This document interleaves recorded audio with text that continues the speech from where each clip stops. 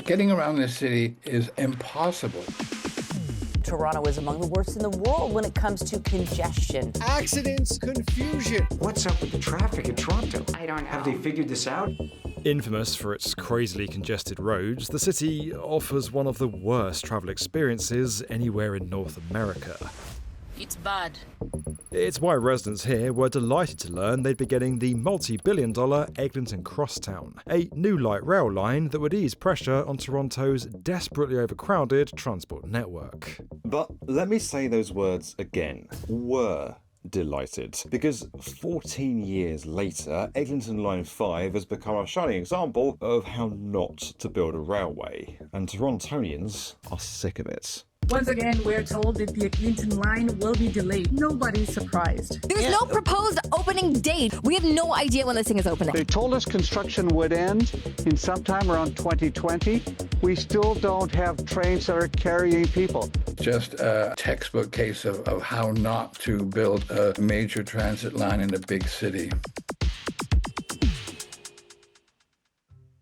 Stretching 19 kilometres from east to west, the Eglinton Crosstown will eventually be a game changer for the city's residents. Starting at Mount Dennis and ending at Kennedy, 25 stations are being created for the new route. It's a light rail, or LRT line, featuring 10 kilometres of tunnels to navigate this incredibly busy city. Now, if you've spent time here, you'll know Toronto already has a subway, and you might be wondering why they don't just add a new line to the pre-existing network. A subway line would be faster, but with speed comes size. Subways are generally larger and longer, and cost a whole lot more to build and run. And as you'll find out later on, the City of Toronto isn't exactly flush with cash for new infrastructure projects. LRTs have their tracks on the surface, which means fewer tunnels and less complex engineering. Basically, LRTs are a bit slower, but they're also simpler and therefore cheaper to build. And they're still faster than driving or using Toronto's chaotic bus network. 4 TBMs, nicknamed Don, Humber, Dennis and Lear, bore out the main route, and these things are massive. They measure 81 metres long and weigh 511 tonnes each. For context, that's twice as heavy as Air Force One, but still nowhere near as big as some other TBMs on projects around the world. Tunnelling work was finished by 2016, but get this, it wasn't until 2020, a whole 4 years later, when the final 2 of these colossal pieces of machinery were finally removed from the ground. They had to be taken apart in pieces underground while work continued around them, and because of their sheer size, that obviously took ages. And yes, removing TBMs from the ground does usually take a while, often several months, but not 4 years. At this point, it's worth mentioning that this line was originally due to open back in 2020, but spoiler alert, delays are kind of a bit of a theme with this story. To put it very diplomatically, let's just say that the project's timelines have been flexible. No, it's not popular to say I'm not willing to declare a date, but I have to be convinced. Now, I'm sure there are a lot of Torontonians out there who would share much harsher words than I have about their long overdue LRT.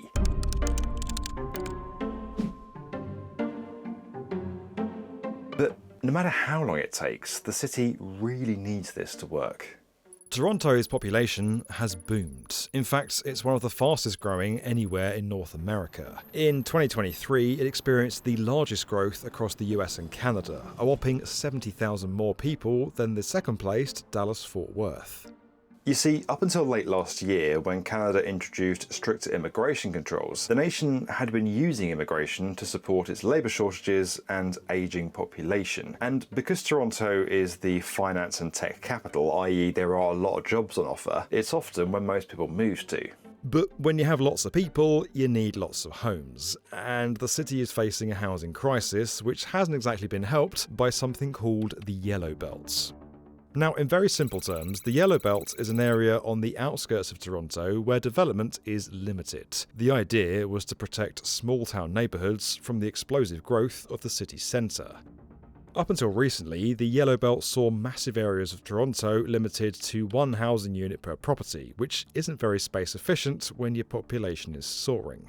That was recently changed to allow 4 units of housing per plot of land, but the damage had already been done. The policy led to far-reaching urban sprawl, but that's not where the jobs are. People living outside of the city centre still need to get to and from here for work. And so, as I mentioned earlier, rush hour is an absolute nightmare.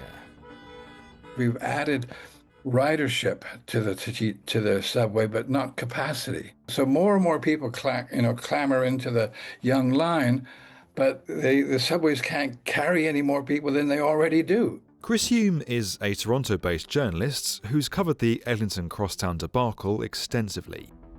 A big part of the problem is the serious lack of travel options in one of the busiest areas of the city, Eglinton Avenue in Midtown. Eglinton Avenue is a major east-west arterial road that runs through the city from one end to the other. It's the only road period, that runs through all of the 6 former boroughs that now make up the new post-amalgamation Toronto. Okay, we know Toronto has a subway, but I want to break down why it isn't anywhere near expansive enough. And to do that, I'll show you how you travel from an area in the east to an area further west. Let's take Mount Dennis to Wigmore Park. So to begin with, the only east-west subway line starts down here in Kipling. That means if you're in Mount Dennis, you have a near half-hour walk to get to the nearest subway station, Eglinton West. That station currently sits on Line 1, which is a north-south route. You'd have to travel from Eglinton down to Spadina, and then be able to travel east or west on Line 2. To then get to Wigmore Park, you'd have to get off at Warden and walk an hour. And while there are buses and streetcars, they're often so horribly crowded that you'd be lucky to get on board. The congestion it's kind of reached the point now where it's sort of a civic joke. I mean, the hockey team from out of town shows up to play the Leafs, and they have to get out of the bus and walk all the way to the stadium or the arena because the bus can't move because the traffic is stuck. I mean, this literally happened. Not great. But you'd think an influx of talented people would be cause for celebration. A long commute is just part of the package. Well, it's a blessing and a curse. Remember when we said that Toronto was having money problems? In Canada, municipalities like Toronto own 60% of the nation's core public infrastructure, but receive only 10% of every tax dollar. As of last year, the city was facing an eye-watering $26 billion funding gap, and by the way, that's just so infrastructure doesn't degrade to impactful levels. At the time, Councillor Gord Perks said he was terrified. The city's 2025 management plan looks a whole lot more promising, but you see why Toronto is in its current situation. The money just hasn't been there in the past to allow the city to keep up with its rapid growth. So really, it's a miracle that Eglinton Crosstown is happening at all, although I'm not sure we can talk when it comes to long drawn-out transit projects. The journey to get here has been farcical, and that's before construction even started. In 1994, a hole was dug for an Eglinton subway route, which was then cancelled, and the hole filled for a pricey $40 million. A light rail network called Transit City was later agreed, but no, that didn't work, so it was replaced with an underground line along Eglinton. What about a Shepherd subway route to Scarborough? Nope, that was scrapped, and Transit City rose from the ashes. But after yet more debate, it was decided that Transit City didn't look quite right, and it was thought a subway route to Scarborough would be best instead. Blimey. After all that, we are finally here, with Eglinton Crosstown nearing completion, at least we think so. Although that doesn't mean Torontonians are relaxed about it, because the building of this line has been handled horribly.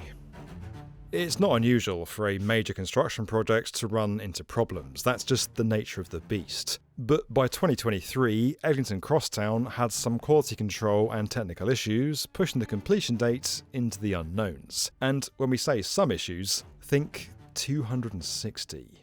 And you're probably thinking they're small things, but think again, because there have been some pretty major setbacks. For instance, in 2021, Metrolinx, the provincial body overseeing the project, realised a section of track had been laid in the wrong place. It was a few millimetres off spec, and that might not sound like a big deal, but if it hadn't been fixed, trains could have ended up derailing. Those millimetres of mistakes took 2 months to rectify. I don't think that I don't think they've done a very good job, quite simply. I don't think that they knew what they were doing when they started, and they're dealing with these things as they come along.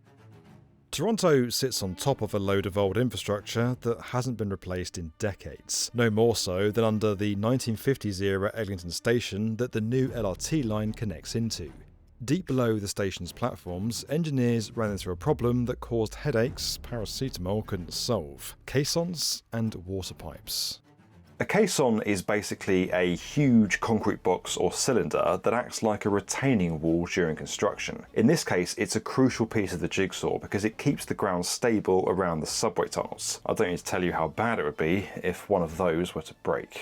In 2019, it was reported that unanticipated work was needed to fix defects with the Eglinton station caissons. Assessments were carried out, a plan drawn up, and some of the caissons were removed while others were reinforced. As for the issue with the water pipes that I mentioned, well, they'd been embedded into concrete under the station in the wrong place. That made soil excavation for the new LRT stop incredibly tricky. Now, you can't blame Metrolinx for tunnel and water pipe installations in the 1950s, but the discovery of the problems meant more delays. And surprise, surprise, the opening date was pushed back from September 2021 to May 2022. Meanwhile, back above ground, this whole saga has been underpinned by a heated legal battle about deadlines, contractual agreements, and suggestions of delaying tactics. But we're not going to get into all that right now. It's just another spanner in the works, stifling the progress of the stuttering Eglinton Crosstown. But there's more. Beyond the construction errors and legal troubles, Metrolinx has faced a problem somehow every company claims to face when building rail lines: software issues. Last year, the nerve sensor, basically the brain that's responsible for moving trains safely and on time, was suffering with defects. And get this, by June 2024, the system had faced so many issues that the software was on its 7th version. Anything that could go wrong when building a transit line seems to have come to pass with the Eglinton Crosstown project. And while construction dithered, congestion became unbearable because of closed roads and one-way systems. Businesses hidden along construction routes really suffered, and people had to exist around noisy, dusty work sites. Did it need to last for 14 years? You know, that's when I say there's no sense of urgency. You can tell they built the first subway in the late 40s and early 50s in 4 or 5 years with the kind of techniques that the construction technology they had then. It strikes me that there's been very poor planning, very poor organization. It's just an object lesson, a textbook case of how not to build a major transit line in a big city. And it's not like any of this has come cheap either. Originally slated to cost about $9 billion, it's now projected to hit a costly $13 billion. Of course, you kind of have to take the pandemic into account as a mitigating factor, but this project was running into problems long before COVID. So the question remains, what happens next? We were told Eglinton Crosstown would open from Mount Dennis to Kennedy in September this year. Although the former interim CEO of the Toronto Transit Commission, Greg Percy, wasn't so sure.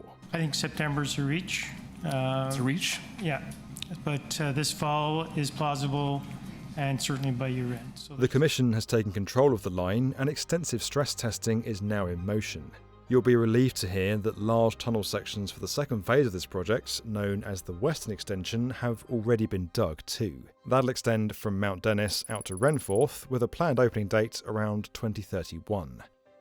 We honestly can't say for sure right now when phase 1 of this line is going to fully open, and to be frank, I'm not sure that Torontonians really believe in target dates anymore. The construction of Eglinton Crosstown has been a nightmarish journey, but when it does finally open, it could change the face of travel in Canada's busiest city. The big question is, will it have been worth the wait?